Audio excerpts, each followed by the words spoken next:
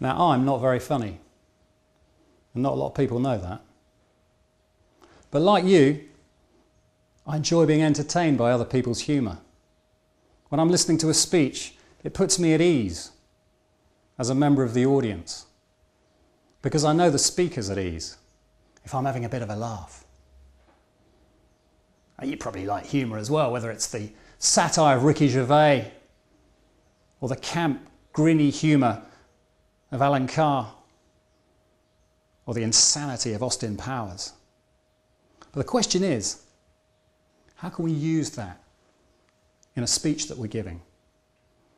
Because audiences are there, not just to be educated, but to be entertained as well. I often introduce my speech by saying, my name's Al. AL stands for A laugh. Trouble is, nobody laughs.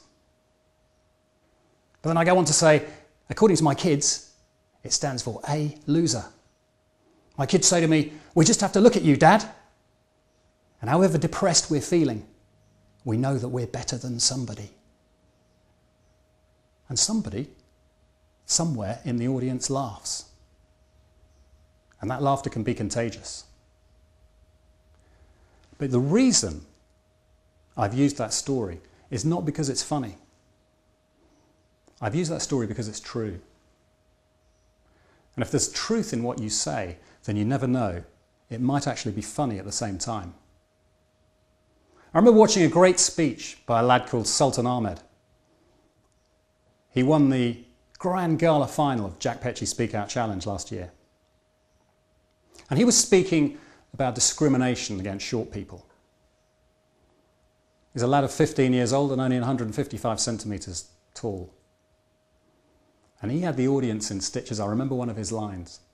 He said, I'm 15 people. I'm sick and tired of getting on the bus and not being asked for my Oyster card. And the audience was in stitches. But why was the audience in stitches? Because what he told was a true story about himself that the young people in the audience in London recognised. If he told that story in Manchester where they don't have Oyster cards, it wouldn't have been funny.